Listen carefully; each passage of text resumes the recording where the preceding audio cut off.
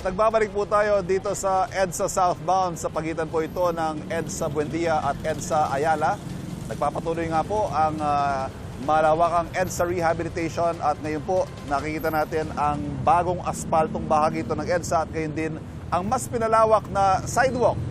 Para po pag-usapan ang iba pang mga ginawa dito sa EDSA Rehabilitation, kasama po natin ngayong umaga Public Works Secretary Vince Dizon. Sec Vince, welcome. Good morning. Good morning. Please tell us, anong uhubay itong ginawa natin? Unahin muna natin dito sa kinatatayuan natin, itong sidewalk. Napansin natin, lumapad. Opo. Alam nyo, Ivan, kung maalala nyo, last year, naglakad kami dito ni Secretary Banoy, no? And nakita natin na kawawa po talaga yung mga kababayan natin, nagko-commute tsaka mga naglalakad. Kasi maraming lingid sa kaalaman ng mga kababayan natin motorista, ang dami naglalakad sa EDSA. Ang problema, walang lalakaran. Dito lang sa area na to, dito sa Buendia Station, halos wala na yan eh. Kung bumaba ka ng Buendia MRT, baba ka dito. Pakita natin ang before and after, wala Sec. kang ano. Kanina ho, dinedemo ni Sec sa akin. Ito dati. Dati dito, sidewalk talaga. Natatawa yung mga kababayan natin kasi sidewalk talaga dito. Kasi sideways ka talaga maglalakad dito eh. Kasi ito lang. Kasi ito na lang yun eh. Hanggang dito lang eh. Pero kung So ito ho mapapansin bali nyo ang ngayon, naging in-expand. halos dinoble natin yung ano, no, Okay. yung lawak. Para talagang may lalakaran na yung mga kababayan natin. Pati yung mga siklista natin, pwede na rin dito na lang mag-bike. Para hindi na rin sila delikado sa mga motor tsaka mga sasakyan. Ito ho ba, entire stretch of EDSA, ganito ang balak natin Buong gawing stretch sidewalk? ng EDSA mula south hanggang Monumento, gagaparan natin yung sidewalk para sa mga kababayan. Okay. Ito naman ho mismong surface ng EDSA. Makikita natin, bago asfalto. Ito ho ba, ang unang tanong siguro ng mga kababayan natin, baka naman isang habagat lang, butas-butas na yan. Unang-una, no, talagang dekalidad na asfalto yung ginagamit natin, yung matibay na kamukha nung ginagamit nila sa mga mas mayayamang bansa tulad ng Japan, ng Korea. Okay. Yun na yung require natin na standard dito. No, ikalawa, ang kalabang kasi ng asfalto, tubig. So, itong mga inlet, ewan ko kung meron dito. Okay. Basta may pasokan ng tubig basta yung mo dito pasokan ng tubig, sa gutter. Maliliit kasi yung mga inlet dito sa EDSA at sa ibang mga national road natin. Ang gagawin natin, dodoblein, titripliin natin para yung tubig, kunyari magka-flash flood o malakas na ulan, mabilis na lalabas, papasok sa drainage. Hindi masyadong masisira ng mabilis yung ating asfalto. So yung mga yon ginagawa natin para talagang tumagal talagang tumagal yung asfaltong nilalagay natin. Sek, pinakinis natin ng EDSA, obviously, ang effect nito, mas maginhawa yung biyahe. Hindi na Maginawa malagtag. biyahe, tsaka Pero, mas mabilis din.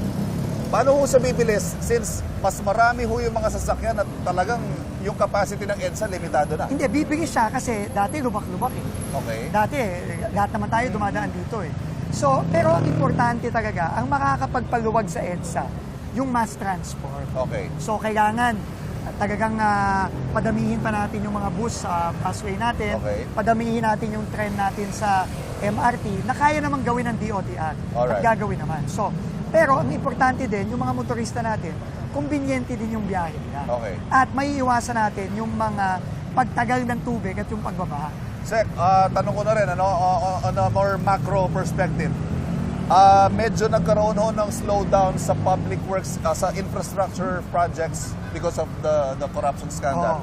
Ito hong mga susunod na buwan, are we going to expect na mas mabubuhay ulit Raratsada na ating tayo. construction? Kasi alam mo, ang nangyari talaga dyan, diba, is, nung nakaraang mga taon at dekada, naglalagay ng proyekto sa budget, nagpapabid ng proyekto na walang papeles. Di ba nakita nga natin nung nag-i-inspection tayo ng mga anomalyang flood control, naghahanap ng plano si Presidente. Yes.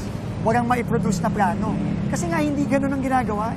Isipin mo, gagawa ka ng proyekto, magpapabid ka, walang plano. Ngayon, hindi na pwede yun. Sabi ng Pangulo natin, kailangan lahat ng required documents, lahat ng mga plano, kumpleto. Yun, syempre may oras na kasama yun.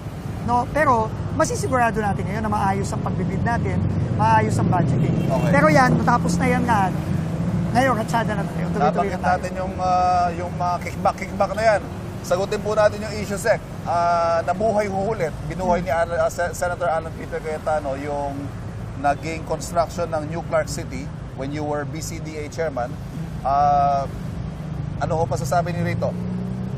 Are you ready to, alam na natin na dismiss sa ombudsman, but are you ready to be investigated again over that? Unang-una, kung titignan mo yung mga facilities sa New Clark City, napakagaganda niyan, world-class na world-class. Bago natin itayo yan, walang world-class facility ang ating mga atleta. No, walang mapag-trainingan ng maayos. Marami sa kanila kailangan pa mag-abroad para lang makagamit ng mga facilities na maayos at world-class. Ngayon, meron na. Yan po, ginawa natin yan with the help pa of the Asian Development Bank mismo. ADB mismo ang nag-advise natin dyan. Kaya kampante tayo dyan. Kaya nakita naman natin, yung kasong final noong 2020, na-dismiss kagad noong 2021. Ngayon, kung merong mga investigasyon pang gustong gawin, open na open tayo dyan. Kasi kampante tayo.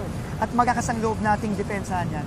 Dahil hindi lang yan above board, in-advise ng ADB, pero pag nakita mo, quality talaga.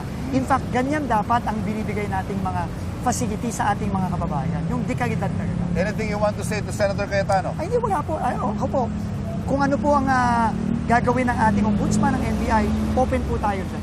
Anytime.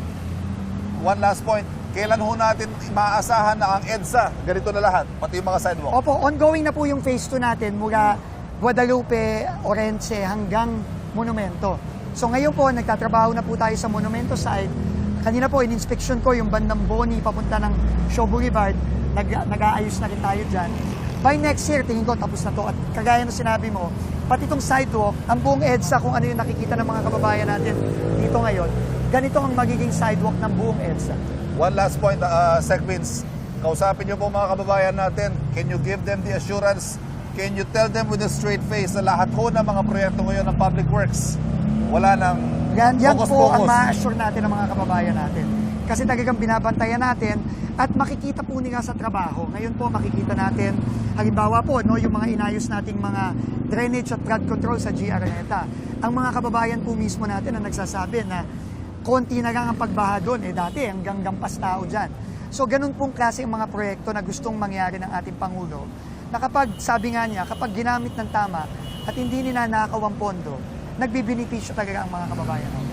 Sisingilin ho natin sa Sec Vince sa pangahong yan. Salamat po. Secretary Vince Dizon. Maraming salamat po. Salamat. Thank you. Nakausap po natin. God bless po, Public Secretary. Works Secretary Vince Dizon. Natin po muna ang latest mula dito sa EDSA. Balik muna tayo sa studio.